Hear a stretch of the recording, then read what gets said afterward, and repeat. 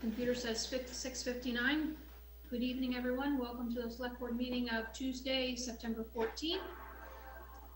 First item is approval of the agenda, and I'm gonna make sure I turn my phone on. Thank you, Lindsay. Is there a second? Thank you, Farhan. We have an addition, item 6D, change order request on the flood resiliency project. Anything else, Kathleen, we need to add or subtract? No, that's it. Okay. So all in favor of the agenda with one addition, please signify with an aye. Aye. Aye. Thumb. Any opposed? Everybody was in favor. Okay. Approval of the consent agenda. We have the minutes from the August 24th regular meeting, the August 30th special Select Board Town informational meeting. We have subcommittee, energy committee meeting minutes, town manager. The ARPA payments for Addison County summary, public health and safety discussion on bird scooter proposal, draft agenda for the retreat, current correspondence. So there is on August 24th Select Board meeting, it said that I was absent, and then I'm there. I think that's a mistake. I was there. So we need to make that minor. Oh, you moved the agenda, but up at the top you're absent. Yeah. I didn't catch that. But it also says special Select Board meeting on top. It was a regular. meeting. Oh, yeah. Good catch, Farhan. Did anybody find anything else? No. Do we need to take that out of the consent agenda to make those changes, or? No, I Okay. think we're satisfied. Okay. Did anyone have anything else? Any reason to bring anything out of the consent agenda? So we're good with everything that's there as is? Would So someone- I'll move to approve the consent agenda with that minor amendment. Is there a second? Second. Thank you, Lindsay. Any other discussion? No? Good. All right, all in favor of the consent agenda, please signify with an aye. Aye. Any opposed? Oh, I think your thumb was behind that screen. Okay. Citizen comments. Is there anyone here for something that is not on the agenda that they'd like to have time for? We have Judy Weiger-Groves in. Oh, your hand up. online. Just as a reminder, comments in this part of the agenda are for issues not before the board for discussion this evening. And we try to keep to 2 minutes or less. And this is not time for the select board to comment on what you bring up, Judy, just whatever for us to follow up on in the future. How's that for a fast and quick summary? Go ahead, Judy.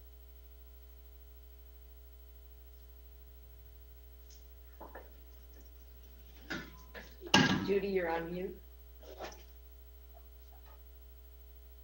Sorry, can you hear me now? Yes, we can. Okay, thanks so much.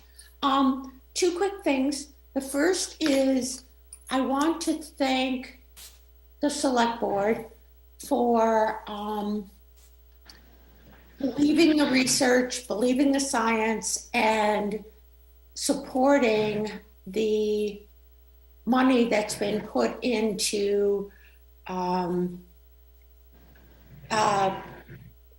Emerald Ash Borer prevention or management planning. It's here now, and with your help, we now have a way to deal with the situation. And from what I've heard from people at the state level, we are one of the, we are probably best poised, Middlebury is best poised to deal with the current infestation. So I want to thank you very much for that. Number two, I was walking along Creek Road the other day and noticed that where the work had been done, trying to mitigate the erosion and putting down mulch and so on and so forth, that all along there was this blue string-like, thread-like plastic stuff all along the road. And I mentioned it to Bill, and he said that that material is what held the mulch or whatever stuff together. But unfortunately, it's all along the road, and I don't think anybody wants that in the creek. So I'm hoping somebody will go through there and clean that up. I'll convey that to Bill. It's 2 minutes. And again, he already knows, but he said in the future he'd have people watch, but what about the past? So. Okay, thank you, Judy. Thanks for being here tonight for your comments. Thanks so much. Thanks so much. Any other hands up? No? Good. All right, let's move on. So that brings us to item 6, Director of Public Works, Dan Warner, with updates and recommendations from the September 9th Infrastructure Committee meeting. Is he here?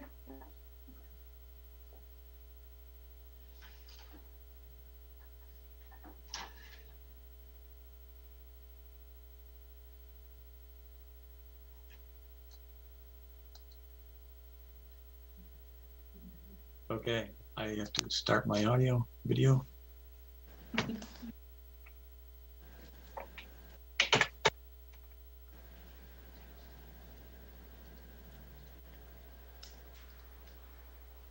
There we go. Hey, Dan. Hey, good evening. Okay, the first one is 6A. It's award of a bid for a tandem axle dump truck and the body build that goes with that. There's 2 bids to make the truck complete. One is the truck chassis itself. We received 1 bid back, and that was from our Charlotte boys. It was for a Western Star 4700 SF series truck. That bid was $100,000.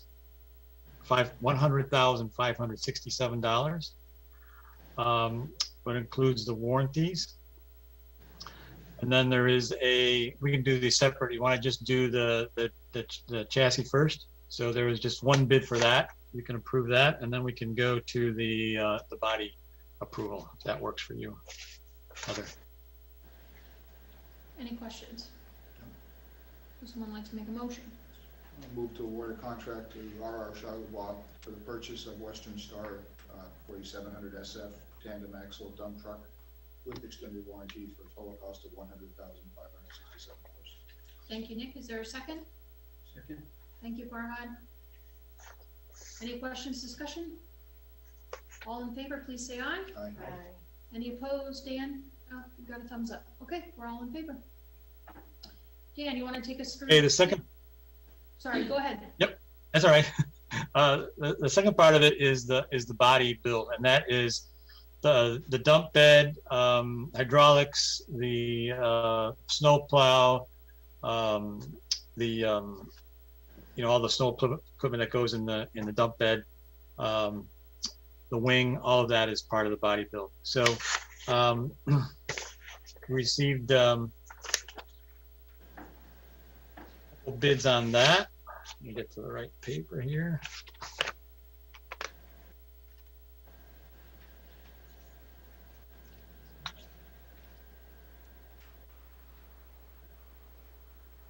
Excuse me. Okay.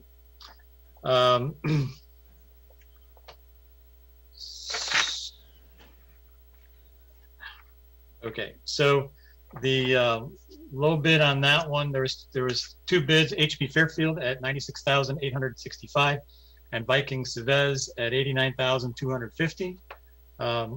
Viking Chavez was the low bidder. They've also been the bodybuilder that we've used for several years. So we have good confidence that they will do the job adequately. So I'm requesting you to approve the bid of 89,250 from Viking, excuse me, from Viking Chavez. Okay, any questions? So the truck will be in service this winter, Dan? I'm not sure. I don't know. I don't have that information. Bill would have it. I don't know. I Oh, I'm speaking of winter and freezing. We need that dump truck. Okay, well, in the interim, I move to award a contract to Viking Chavez for the body build package at a total cost of $89,250. Second. thank you. Any other discussion? Okay, all in favor, please say aye. Aye. Thank you, Dan. We're all in favor. Well, at least it froze with a good face. I know.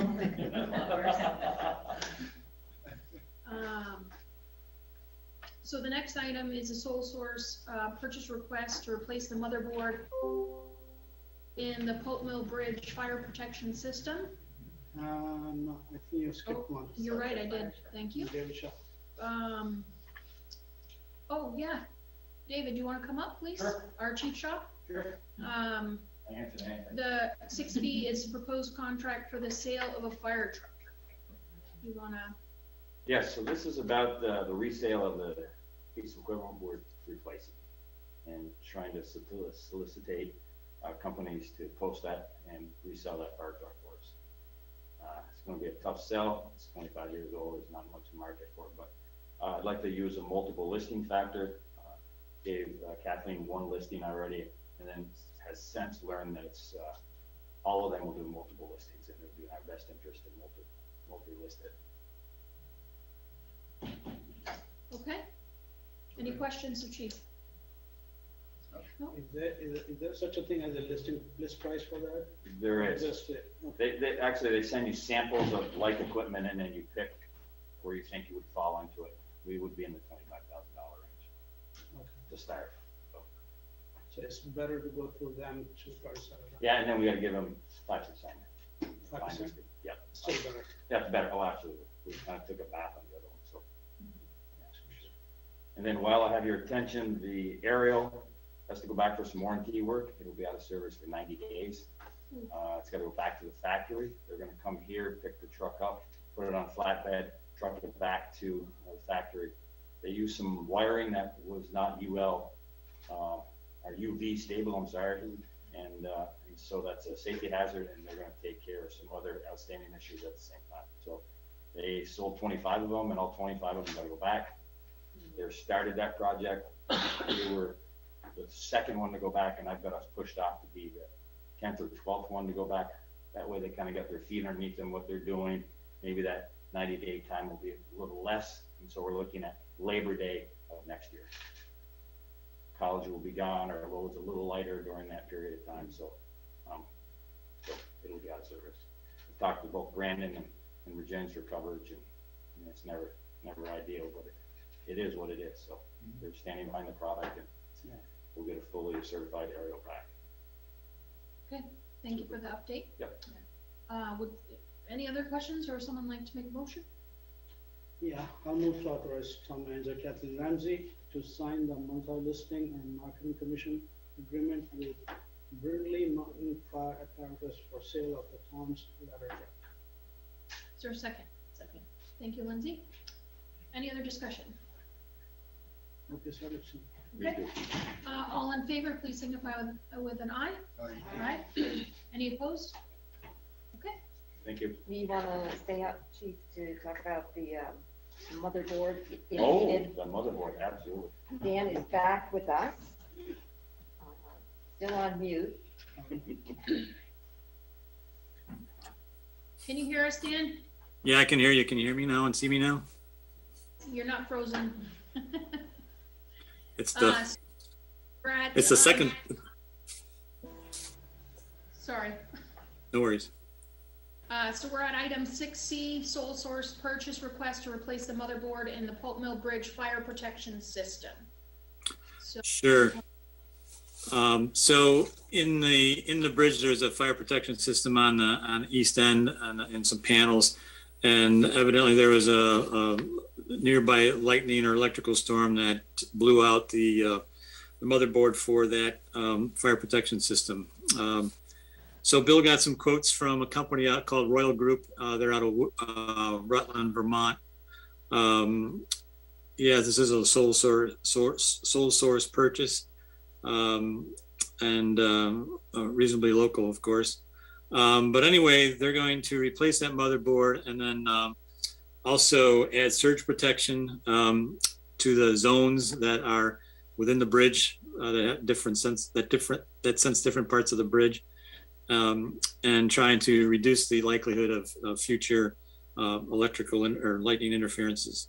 So their quote for the work is $4,930.46. As in the past, we would split this with Weybridge for joint expenses on things like that. So our cost would be half of that. So I'm asking you to approve that quote from Royal Group for the fire protection system on the Pulp Mill Bridge. okay, thanks, Dan. So has Weybridge on board and they're aware of the expense as well? I don't know if Bill's talked to them about it, so I can't answer that, but usually it's not an issue. Okay. Other questions for Dan?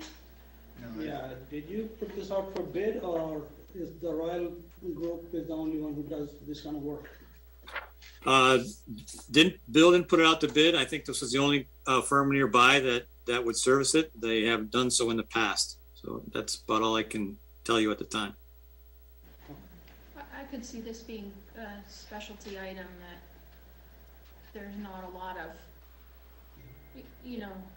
local contractors doing that work, so. No, there's not. And I've actually used Royal Group for projects, and they're quite good and very fair. And I actually called them about this because it's the second time this thing's experienced this, and they rightfully so are putting the low voltage storage protectors because the thing's like a bunch of lightning rods that run through there. So it's a good price and proper solution.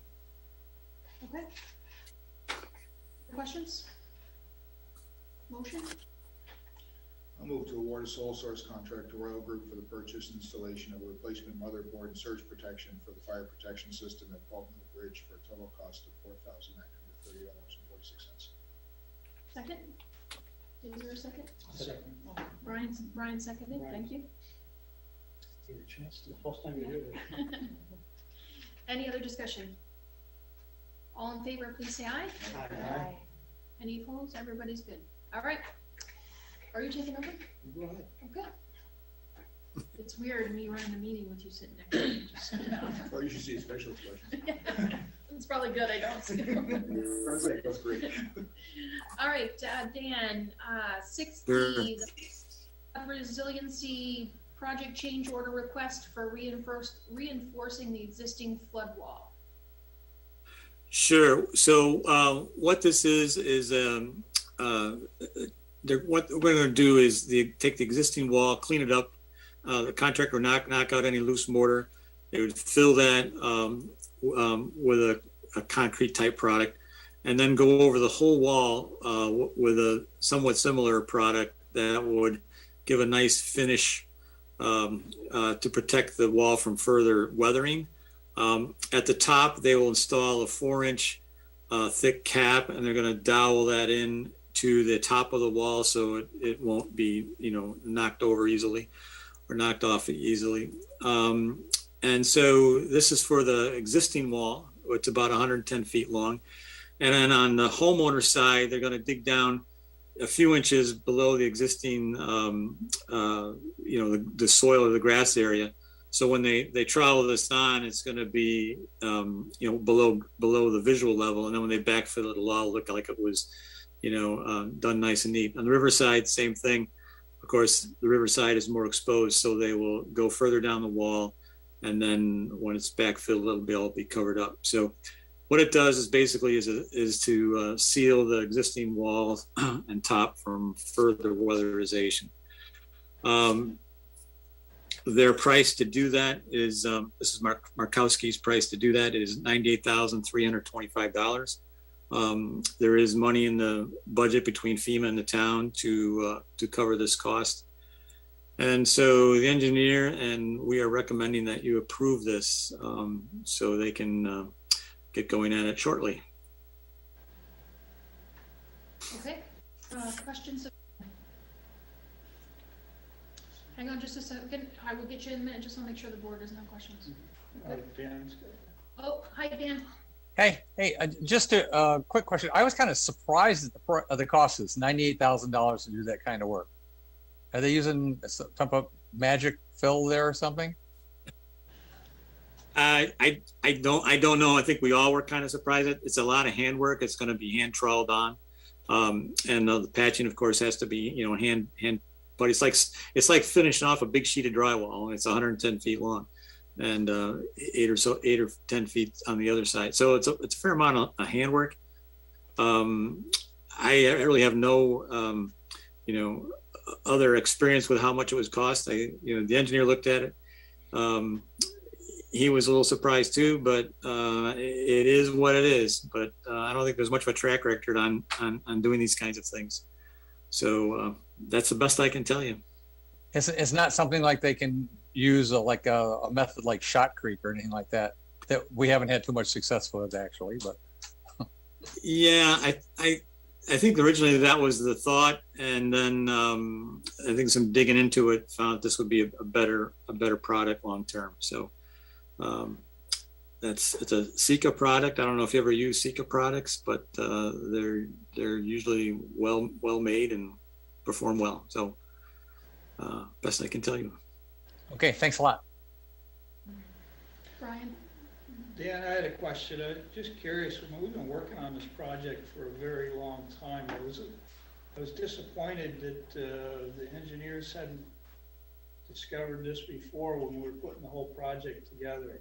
Was this hidden, or what's the deal with this? No, it's not hidden. I think when they became a visual, I hate to say it, a visual observation when the river, when it got dug out on the riverside, and you stand back and you look at it and you're like, boy, there's some fine cracks in there and some spalling, and we ought to just make this right and do it right and go away. And I think that's what it was. Was there anything new found? No, I think obviously it's always been there, but I think it just became clear when you walk down there and say, geez, we ought to seal this thing up. So I hear what you're saying. It's like you think it would be obvious, but evidently it wasn't so. Does this qualify for any additional FEMA support? I don't know that. I don't know, Kathleen, can you help me with that? Is there a top number for FEMA? Because our bids are at 1.5 million. Was there a commitment for them on funding? Total project budget was $2 million. Our bid Right. $5 million. We have about $100,000 in engineering and project management fees, and then another $100,000 for this portion of the project. So we should be well within budget. And we also have the clean water funding that was added on top of that, that we are in the process of securing now. That's $200,000. So we're good on this. Yeah. And to note, I don't know if Dan mentioned it in his comments, but it's October 1st, we have to be out of the river. We have to be out. Yeah. It's So, like very time sensitive. Yeah. exactly. Yeah. It's above the average high water level. So time is crunching on us here. Okay. Did anyone else have comments? Okay, I move to approve change order number 1 for the East Middlebury Flood Resilience Project at a total cost of $98,325.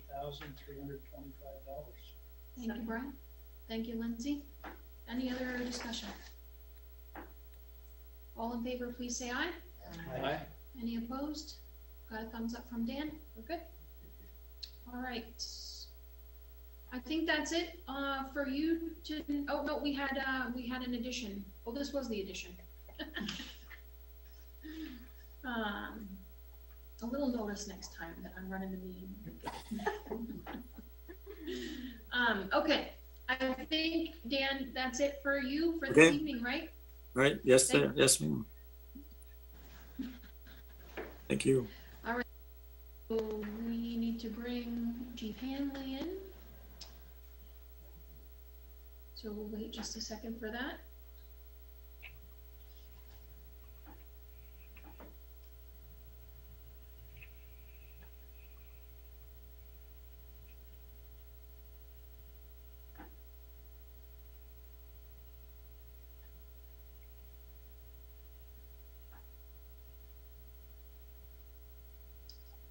Can you hear us, Chief? Yes. Yes. Welcome. During the transition here, I lose the program, so I don't know if you had called on me or not. But here I am. Okay. Thank you for being here. We're at item 7A on the agenda, which is approval of the sole source purchase of a replacement phone system for the police department. Yeah, the current phone system was installed when the building was constructed about 18 years ago. And it was kind of a low budget. We were limited on funds. And right from the get-go, we had an undersized private branch exchange and a lot of shortcomings on the phone system, things like we can't transfer calls out of the building. We often get calls at dispatch for things that happen in another town. We have to give the people the 7-digit number and hang up on them, and they've got a call. So that makes it cumbersome. We can't do any kind of conference calling here at all, which has been an impediment, especially recently. And, you know, the system is getting old. Some of the phone sets are out of service now. We had a phone repair service that is no longer doing this kind of work.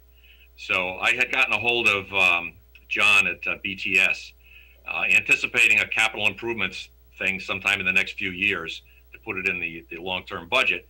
John came down and did an examination of our phone system. Now, you know, BTS, I think they do the phones at the town offices, the college, and all over town. So they're one of our local vendors. He came in and gave me a price that made my jaw drop as to how really inexpensive this replacement phone system was. We budget every year about $22,000 for phone service here. A lot of that is long line charges, short line charges, and we've had a number of problems over the years with that system.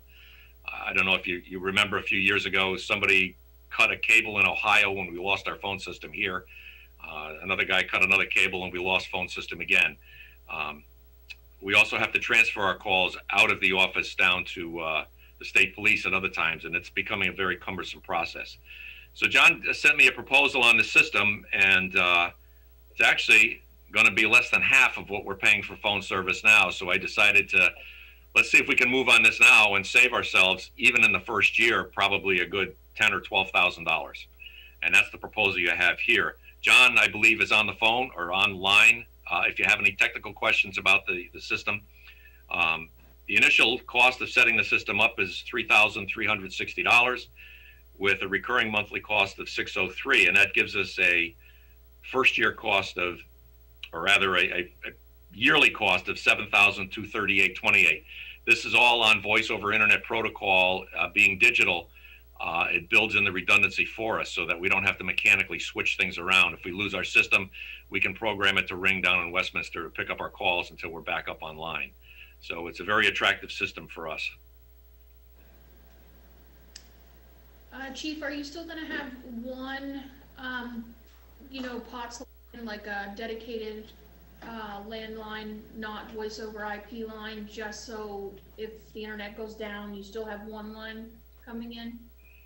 Yeah, that was part of our plan, was to have one line, but we also have the fire department phones. And Okay. we have to maintain a regular landline for that. But that's it. The rest is the entire system would be that voice over internet protocol. And like I said, there's built-in redundancy in that. So in the event we did lose the internet here, our calls would go to Westminster automatically. Now, if we lose our phones, we can't transfer them. We've got to have somebody with a cell phone try to do some rigmarole to get the calls transferred down there. Okay. Questions for Chief? So what you're describing is you have a problem with the phones, right? Yeah, pretty much. It's just the system was small and it was at capacity from the day we moved in. We can't expand it. We can't do anything. So, and it's getting old. Oh, yeah. Okay. Dan Brown's got a question. Go ahead, Dan. Yeah, hi, Chief. Just one a quick short one. I noticed that the proposal said you're going to replace all of your handsets. Yet in the proposal from John, there's no cost associated for the handsets. I believe that's built into the monthly fee. Then this is a super bargain. Yeah. Yeah, it is. And if John is online, he could probably explain a little bit more than that with some of those technical details. John was on previously, but he dropped off. Okay, yeah, the phone sets were part of the monthly charge. Okay, that's great. Thank you. Any other board questions?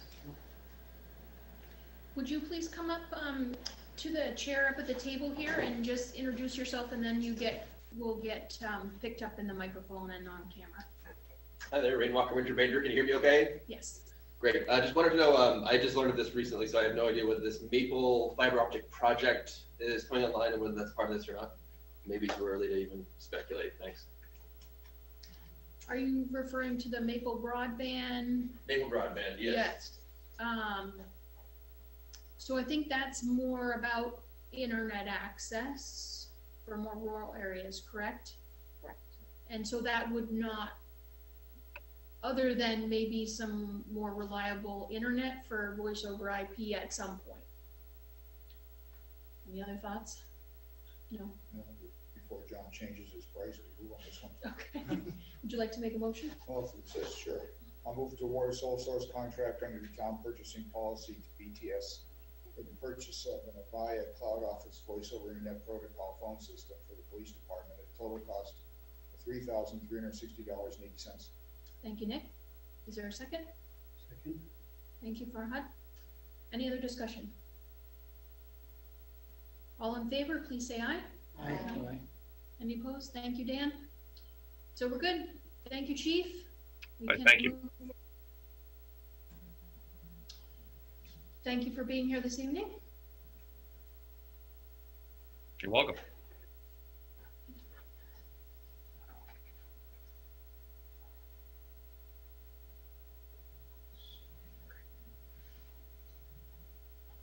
All right, so item 8, Islay Public Library Trustees, Joe McVeigh, President, regarding re-engagement in the Islay Library renovation expansion project, including a draft charge to the design team. Good evening, Joe. Thank you for being here. Hi. Dana, it's great to see you. Nice to see everyone. Hi, everybody. It's great to see you too, Joe. I haven't yeah. seen Dana. I haven't seen Dana in the last. Yeah. And by the way, Dana, you know, this lousy COVID has kept us from seeing each other. So what we haven't said as a board is congratulations on Augusta. Yes. Thank you. I expect she's probably reading well by now. She likes eating the books more than reading them, That's always a good but start. she has a taste for it. Anyway, congratulations. Thank you, that means a lot. So I'll give you guys the floor and take us through. Thanks. We'll just take a few minutes and then give you guys time for questions and discussion. I'm Joe McVeigh, the president of the Islay Public Library Board of Trustees, together with Dana Hart, who's our director. And we're also joined this evening by 3 members of our board. We have with us Catherine Nichols, who's a past president and our current secretary, Amy Mincher, who was our treasurer a while back, and Meg Baker. Andy Hooper, our current treasurer, wasn't able to be with us tonight. And Barbara Doyle Roach. I don't know if she's currently on the library board, but she is in our audience. And Barbara, who's been very helpful to us in the past, is here online. So we sent to you some information of including a timeline of the renovation expansion efforts going back many, many years, starting in 2014 with the previous library building committee. And Nick was a member of that for at least part of that period. And I think that Kathleen attended almost all of those meetings. So they presented a design about 4 years ago in 2017, right about the time that our previous library director, Kevin Unrath, resigned. Trustees then turned their efforts to getting a new library director, and we were very lucky to get Dana, who conducted, you'll recall that the previous design was found to be a bit expensive by many people. And Dana conducted a series of focus groups over the summer to kind of get a feel for what the community was interested in the library. Of course, that was also about the time that we started the rail bridge project with 3+ years of disruption of the downtown, which did not really seem like a good time to be embarking on another project. 2019, we started work on the downtown master plan. We're thinking maybe there'll be some good insights from here that we can incorporate. In 2020, the board kind of bit the bullet and said, look, we need to consider some alternative designs to the one that was presented in 2017. That just didn't seem like really a non-starter. And then of course the pandemic came along. We said, well, we need to focus on the needs of the community right now, not on the building. And Dana and our library staff did a fantastic job, we think, during that period, meeting the needs of the community. So it's 2021. Here we are. The board has been actually doing quite a lot of work on this project and various ways in which we might be able to approach it. The needs that were identified by the previous library building committee, which are highlighted for you on pages 3 through 5 of one of those handouts, are still there. They have not gone away. Some of them are worse, and they need to be addressed. I was struck when I attended your board retreat, which I think was late June, that Esther, a relatively new member of the community, found that walking from this building across the street to the library was like taking a step back in time.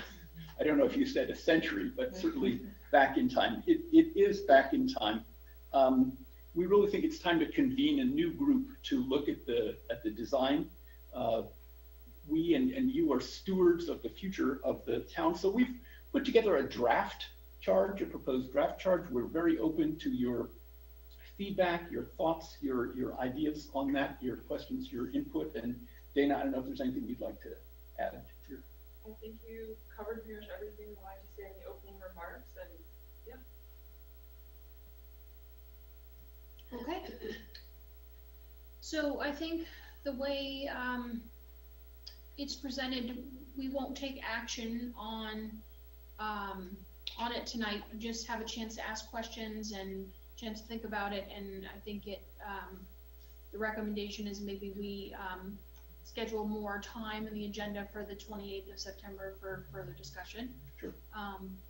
So thoughts from the board? Anything you'd like to get information on, clarification on while Joe and Dana are here? Anything you want to talk about?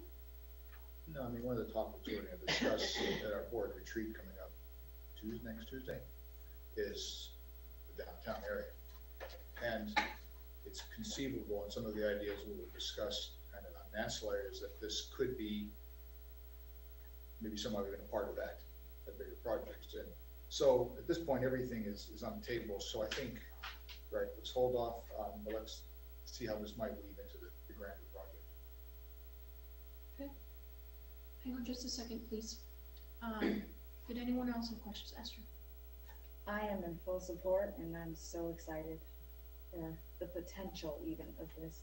Because yes, I do agree. Walking in downtown, I'm like, wow, this is beautiful. Walking into the library with my kids, the basement, I'm like, what is that must? I don't know. It's been a while.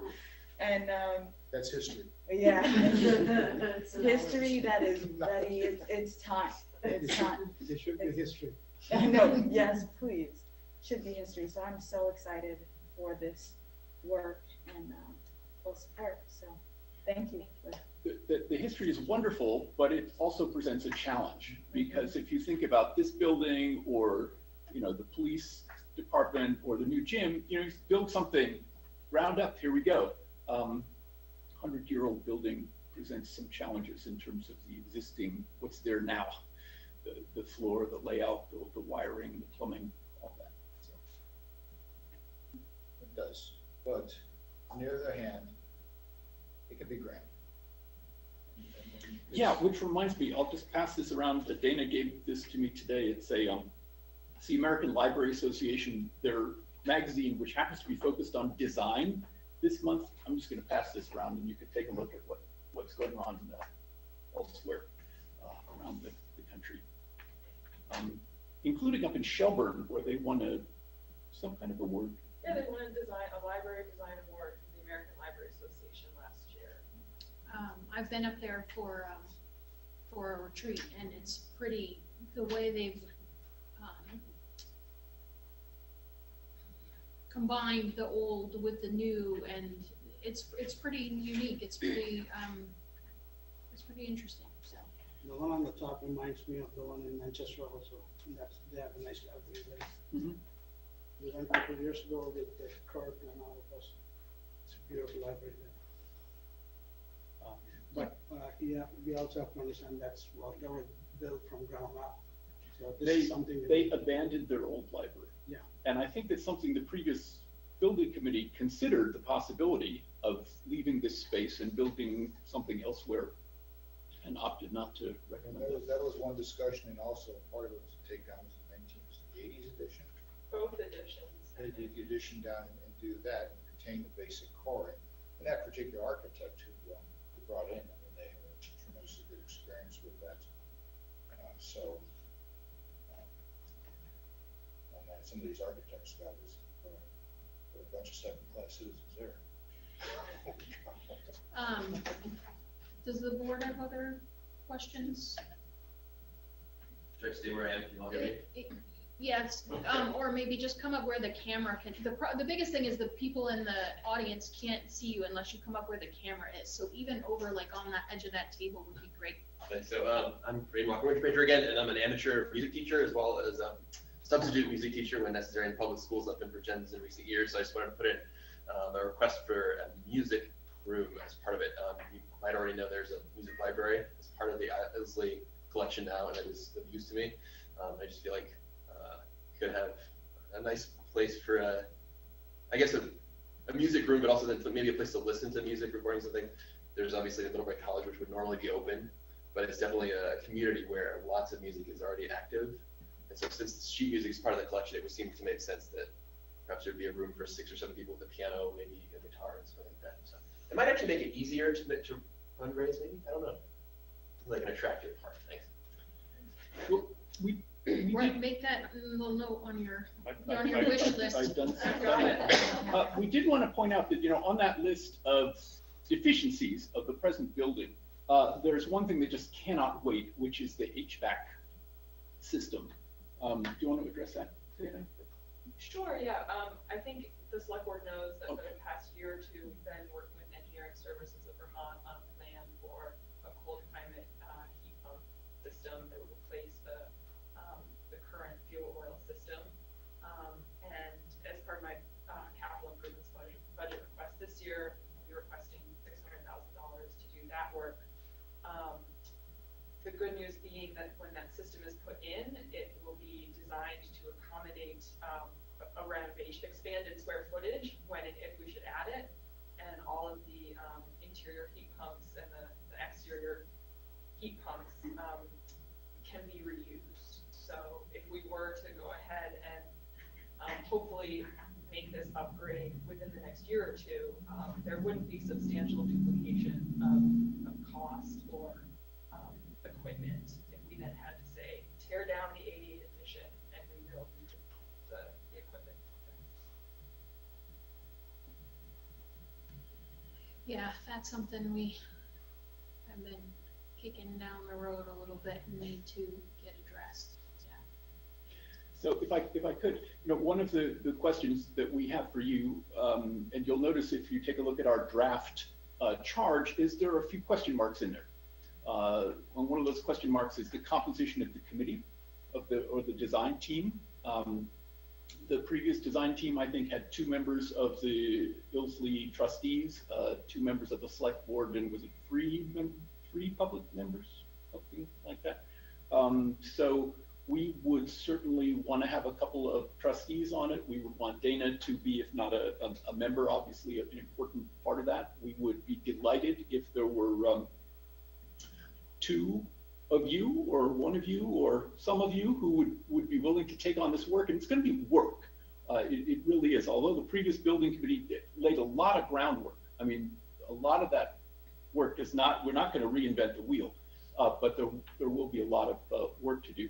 And I don't know what your usual process is for filling positions like that, or the public positions. I believe that last time the select board appointed 2 people, the trustees appointed 2 people, and then those people went about the business of adding to the group.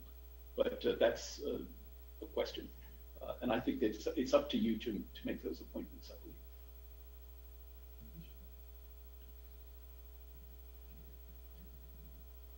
Questions? Further discussion? No. Are we good to move it to the next meeting, or we'll have more time for discussion and next steps? Okay. Is there anything you would want from us in between times that would be helpful? Good question. Can you think of anything? Well, as we flush this out for the next meeting, I'll certainly be in touch if there is. Yeah. I guess the other question is whether other town staff might be involved in one way or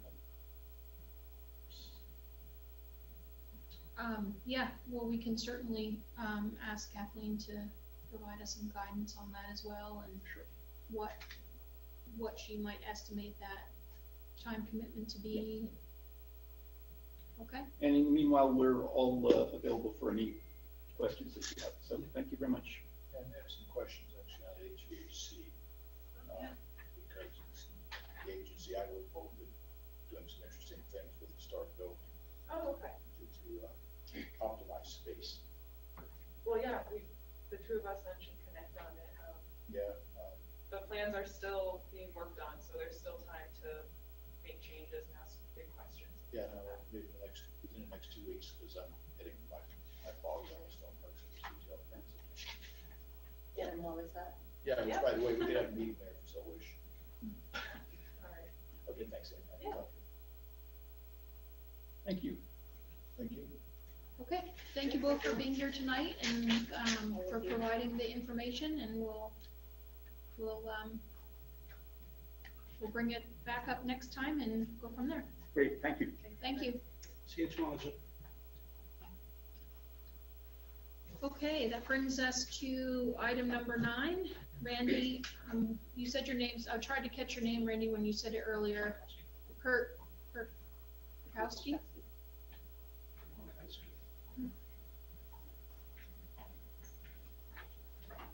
Are you here? Is Randy here? Oh, he's on the. Yeah, you're muted, Randy.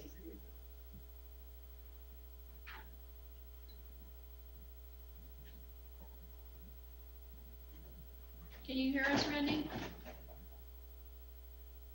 We can get started if he. There we go. There we go. Thank Hi, you. Randy. So I guess my question is, has anyone or everyone seen the letter I sent? I don't want to cover territory that is not necessary to cover and use up time unnecessarily. Yes, we've seen the letter, and we do have a response from VLCT, and my understanding from what I've read is the recommendation right now, since VLCT is working on this presently, is to hold on any action on your request until VLCT has completed their guidance document for us. And then we would go back and consider your request after we receive that guidance. Is that a good summary? So did you see that information, Randy? No, I don't know what BLCT is. It's right. VLCT is the Vermont League of Cities and Towns, which the town of Middlebury is a member of, and they provide us support and insurance, legal support. Often when the town is dealing with challenging issues, they are the resource for us to provide recommendations on which way we should go. So we heard from a Fred. Satan. Okay, yeah, thank you. Who's the Deputy Director of Underwriting and Loss Control, that they're in the process of drafting a guidance document for members on the issue, and recognizes there's a need for balance, which for strict liability protection and public use of facilities, and that for certain low-risk facility uses, a municipality could possibly waive insurance requirements if they choose. It also provide us with some information, will hopefully provide us with some information and examples on low, medium, and elevated risks to help us determine when it's a good decision to waive and when it would be a good decision not to waive. So thank you for bringing this up, and we'll get back in touch with you when we have that guidance from Vermont League of Cities and Towns, and we'll go from there. Okay, if I could just take 30 seconds to reiterate the point of my letter, which is this has to be the lowest risk public space that you're overseeing in Middlebury. You've got a gym where people get injured. You've got sports places where people get injured. I just can't understand how a gazebo is considered a higher risk in terms of insurance requirements on the user than the gym, a hockey rink, a baseball diamond, etc. So I would just reiterate that point. Thank you. Okay, so it doesn't say what the use of the gazebo would be, right? Randy, it was for a book signing. Yeah, it was going to be like a meet the author. You read an excerpt from your book, and people, if they want, bring a book, and you sign it and they leave. It's there's no food, there's no physical activity. How long do you think before we have the guidance? I think it's going to be early this fall. Okay. So the next couple of weeks. When were you hoping to hold your event? Did it say in the, I can't remember if it said it. Well, I didn't apply because this was such an obstacle to get over. And again, I don't want to personalize this because, as a property owner in Middlebury and someone who cares about the town, my real concern is that this is the highest obstacle to climb public space that I know of in Middlebury, and it's smack dab in the center. I mean, the alternative for me is to go to Brandon and do it with a bookstore down there. I really don't want to take business away from downtown Middlebury. Well, thank you, Randy, for bringing it to our attention. It certainly is a timely issue, as VLCT is writing a guidance document now. They must have heard from other towns about this obstacle. Okay. Thank you for your time. Thank you, Randy. Okay. Item 10, the Churchill family's request for a quitclaim deed for a portion of the town-owned parcel off Forest. Do I need to speak or say? Good evening. How are you? I'm Kelly Churchill. Nice to meet you. Speaking on behalf of our family. So the property has been there, I think, and built since 1959 or something. I don't know exactly when the garage was built, but sometime thereafter. Our family took care of town property for 50 years and owned it for free. We're not trying to do anything, but we would like to own the property that's under the garage, which only makes sense. Okay. So there was a draft letter, with Everything- some conditions. Everything's, I don't know what the conditions were, but everything else seemed fine. Okay, so it was, payment for the payment for the purchase price of $500 for the property.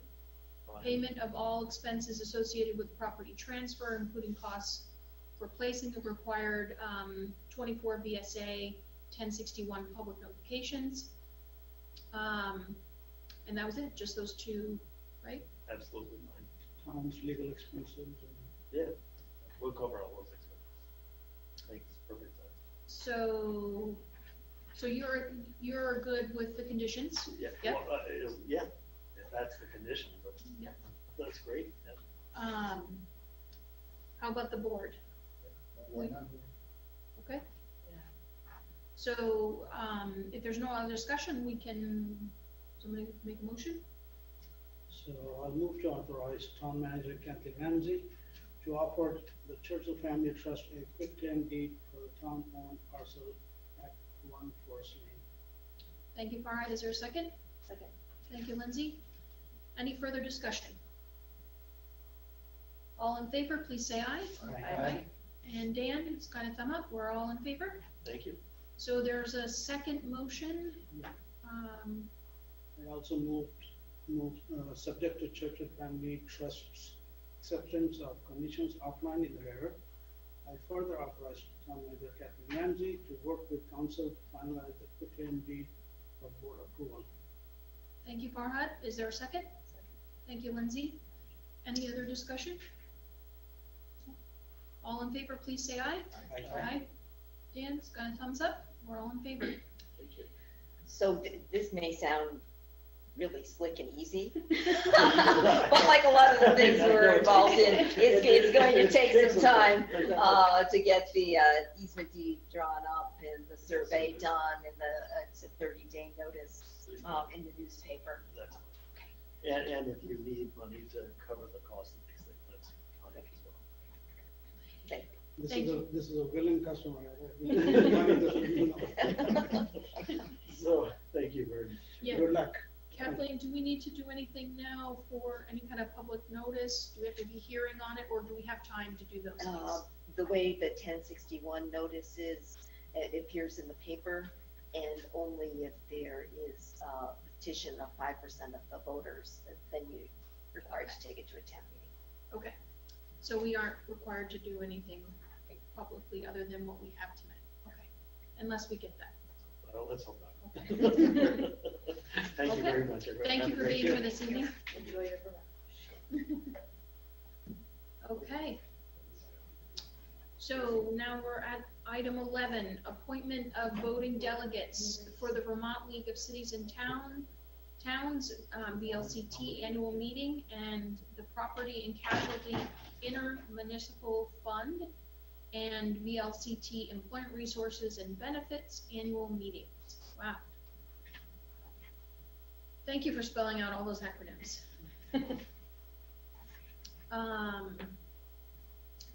So the annual meeting will be held in a hybrid format on Wednesday, September 29th. The business meeting will be held in conjunction with the Property and Casualty Intermunicipal Fund and the Employment Resources and Benefits Trust annual meetings. Each member is encouraged to appoint a voting delegate to these meetings. And it appears from the recommended motion that Kathleen has stepped up as usual to be our voting delegate. Thank you, Kathleen. Unless anyone else is jumping up and down for the opportunity. Would someone like to make a motion? Jumping up and down there, I'm telling you, be there. I think Brian should. I'll move to appoint town manager Kathleen Ramsey as Middlebury's voting delegate to the VLCT annual meeting, the PASIF annual meeting, and the VERB annual meeting. Second. Thank you, Brian. Thank you, Farhad. Any other discussion? Good. All in favor, please say aye. Aye. Okay, we're all in favor. Thank you, Kathleen. Appreciate you attending those meetings and keeping us up to speed on that stuff. All right, that brings us to item 12, the approval of the Northern Borders Regional Commission grant agreement for Washington Street, Court Square Water Main improvements. We're being requested to authorize Town Manager Kathleen Ramsey to execute the Northern Border Regional Commission grant agreement. This was a total grant of $600,000, and the performance periods runs from October 1st, 2021 to September 30th, 2024. And we got the grant reporting requirements and other administrative and program compliance matters in our packet. Does anyone have questions? No? Okay, would someone like to make a motion? I'll move to authorize Town Manager Kathleen Ramsey to execute the Northern Border Regional Commission grant agreement for the Washington Street Court Square Water Main Improvements Project. Thank you, Brian. Is there a second? Second. Thank you, Lindsay. Any discussion? All in favor, please say aye. Aye. Any opposed? Dan's got a thumbs up. We're good. Should I slow down? No. Look at the time. You're doing great. We're not complaining, No. go ahead. So item 13 is the FY22 year-to-date budget reports. Kathleen, do you want to? Since we're only 2 months into the fiscal year, I don't have a lot to report. Do have some good news, which I always like to highlight, is that we have had the strongest second quarter receipts of the local option tax that we've ever had at $311,190 for the August to June period, and that compares to $245,933 last April to June. So this year's receipts are $65,000 more than last year, or 27%, and it compares to our previous strongest quarter in 2019. It's $32,000 more than that, or 11.5%. So we're off to a good start on the local option tax.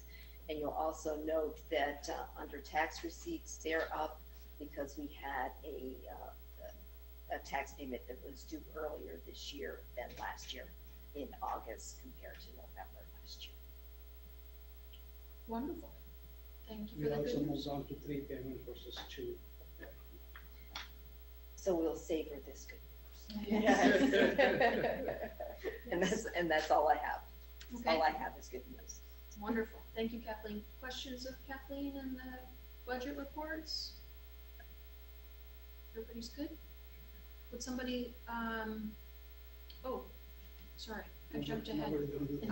I'm jumping ahead to the next item without even realizing there's no motion. Okay, so item 14, approval of a 3-month extension of the grant agreement with the state for construction of the rail platform amenities. So this will extend the date of the town's downtown improvement fund grant for construction of rail platform amenities on Middle Seymour Street by 3 months to January 22, 2022. The request was, this request is necessary, I can't say that word. Anyway, it's necessary because the summer weather delayed construction on the rail platform. How's that? Questions? Does it impact any of the cost, or the cost remains the same pretty much? The cost remains the same. We can't control the weather. I think it's impressive and walk over there. I've traveled a lot of trains around the country, and I've seen going into stations, Amtrak, wherever. Never thought I'd see the day I see Amtrak over at Vermont. It's nice, looking forward to that. It's excellent. It'd be really nice to see a train with that stuff. We're all planning on booking on the first trip, so. Okay, if there's no other discussion on that item, I'll have a motion, please. I'll move to authorize Town Manager Kathleen Ramsey to sign Amendment 1 to the town's downtown improvement fund grant for construction of rail platform amenities, extending the grant end date from October 22, 21 to January 22, 2022. Thank you, Farhad. Is there a second? Second. No, it's you. I'll give it to Esther. Esther got the second on that. Any other discussion? All in favor, please say aye. Aye. Any opposed? Dan's got a thumbs up. We're good. Approval of the check warrants. Farhad. Yes, I did the check warrant today, everything seems to be fine, so with that, I would like to move to approve total expenditures in the amount of $1,071,448.75, consisting of $844,291.15 for accounts payable, and $277,157.60 for payroll, for the period of August 25, 2021 to September 14, 2021. Great. Thank you, Farhad. Is there a second? Second. Thank you, Lindsay. Any questions? All in favor, please say aye. Aye. Got a thumbs up from Dan? Okay. Board member concerns. Want to go first, Lindsay? Sure. You were pointing to someone else. So. I was like, start over there. Start. You want me to start over there, Esther? Do you want to go first? Start in the middle? Oh, Brian, there, you never get to go first. Why don't you go first? Okay. I don't really have any concerns, but just a reminder, next week we've got our retreat. In preparation for that retreat, besides what's on that list, I think if you have thoughts or things that you're going to want to see in the next library iteration, come with those so that we're prepared for the warning on the agenda. Warning on the agenda for the 28th. If we are going to do something there, we should probably give them a green light and let them start rolling. Okay, good thought. All set? Okay. Esther, do you have any concerns? Library is getting some attention. So that makes me happy. Okay, thank you. Farhad? Yeah, I'm happy to report that the Charles Avenue Monroe Street, that signal works fine, 10 times better already. So my kids report to me every day when they come home. So now they're happy that they don't have. Last year, every single day, the last of my kid would be dropped off and she was written tardy every single time. All three kids were in three schools. So by the time we met to the last school, we were always late. So we're happy now. Thank you, Public Works. They will be delighted to hear that. That's like the first positive thing They they've have heard heard about that it. intersection ever, so. I'm one of them who always complain about that, and I just could not understand why. But I think that was the. I noticed the white detectors have shields on them, and I think that's new. So I wonder if that is helping to control that a little bit. But yeah. Did we have the radar detector before, and weren't they the pressure sensitive detectors? I think it's new on that intersection. I think Yeah. the white boxes are new on that intersection. So this new style, Dan had promised us we'd be happy, or Dan and Bill promised us we'd be happy once they got them going. Well, I think that intersection is just a challenge, no matter what kind of system you use. So, Nick. Couple things. Do we ever get an answer, Kathleen, on southbound 7 at Elton and Stewart as to why the state striped it the way they did? I think again, it's still do a left turn, but it doesn't look like that for us. By the Middlebury Inn? No, by by Swift House. By the Swift House, yeah. When they restriped it, I mean, So that's northbound? Southbound. I did notice the other day that it looks a little bit like, I think the idea is they want you to stay I see in, what they're trying to intend to. they want you to stay in the travel lane Yeah, I see that. to make the left-hand turn. Right, I Yeah. see that, but it does throw it off. You think that's final striping though? that areas, yeah. Because I was gonna bring this up by Middlebury, and if you're going north from Court Street, as you are coming out of Court Street and the three lanes come out, right? Oh. And it looks weird when you Well, get. that's not final code. Yeah. Yeah, that's why I didn't know if that side was. Yeah, that looks like, that's fine, right?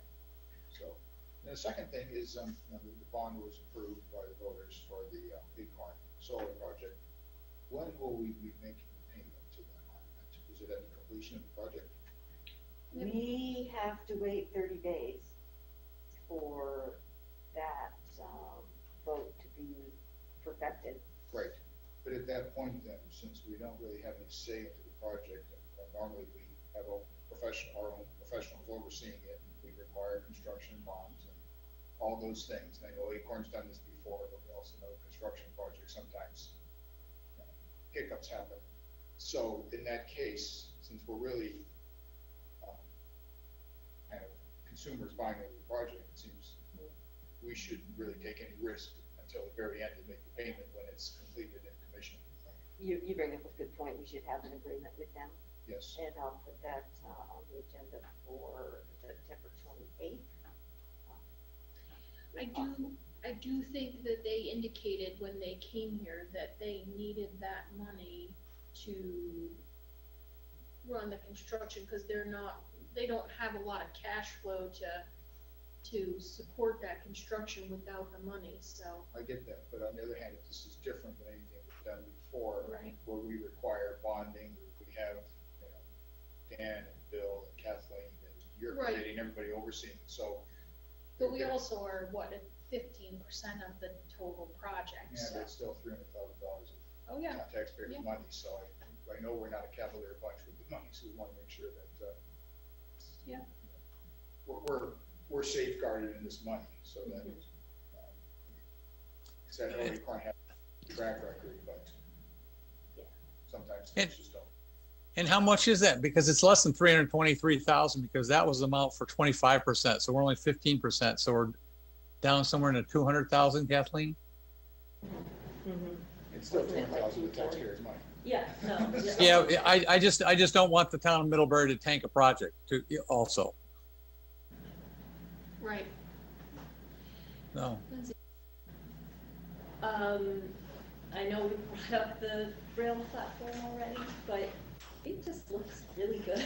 I was in, you know, it's funny because you look at these projects and I often sort of envision them to be bigger than they are, and then when things go in, it's smaller than I was expecting. But I was envisioning a little. I don't know if you've ever taken like a commuter line out in nowhere, Massachusetts, but I was expecting like just a little, not very exciting platform. That Amtrak platform looks amazing. And going off what Farhad said, this is my year. I'll have, I guess, 3 years of dropping off kids at 3 different schools. So I feel your pain, Farhad. I stand with you in solidarity. But I was gonna say, I had emailed Bill and Kathleen because the crosswalk at Court Street and Cross Street seemed to be slow, and Bill checked up on it. And then as I was walking over here today from work, I pushed the button and I started the timer on my phone to see how long it took. 7 seconds before I got the crosswalk to cross. So I hope that's working well with the walkers. So savor that moment. You know, it was the least amount of time I've ever stood at a crosswalk. It was very fast. Oh, did you? Well, I did. the first time recently, it took me. It felt like I was standing there forever. So I thought, oh, let me start a timer and see how long it really is. And it was 7 seconds. If you're walking that a lot, you should do it a number of times though, because it depends on where in that cycle you push the button. Yeah, and I think that was part of it. I think, you know, I do think, and people should just know this, you know, on school mornings, unfortunately, they're probably gonna stand there for longer just because there's so much traffic and, you know, it's having to cycle so often. But, yeah, hopefully it'll keep being short for people. But good start to the school year, and I hope everybody's settling into their fall routine. Thank you, Lindsay. I saved the best for last, Dan. Oh, you're on mute, Dan. You're on mute. Well, thank you. Mine is a selfish concern. I still have 875 miles to drive out of 1,475, so I'll be home tomorrow night. So, and I'm somewhere in Indiana. So You don't even know. I'm not even sure what the name of the town was. It was off Interstate 90, but be home tomorrow. Realize that you actually see when you're along that stretch of Indiana, there's a Bristol, there's a Middlebury, and there's a Goshen. Yeah, Michelle, we were laughing at that when we drove out here. We drove, and they are all right within Right in a row, right in a row. Yep, in a row. we Yeah, saw that. yeah, Yep. no, I had I to do a double take the first time I drove that stretch. Nuts. I didn't think about it. I should have called in from Middlebury. Yeah, you're at Goshen? Oh, nice. Nice. Thanks for being here, Dan. Drive home safely. Thank you. Have anything? Okay, I am all set. So, thank you all. Yeah. Yeah, Brian's gonna. Oh, Good job you with made the all your motion. preparation. Thank that you. was me. That was my motion. Is there a second? Second. Thank you, Esther. Is anyone opposed? Not a chance. Okay. Yeah, I want to Thank keep you, it everyone. another hour. All right. I am. Have a good evening.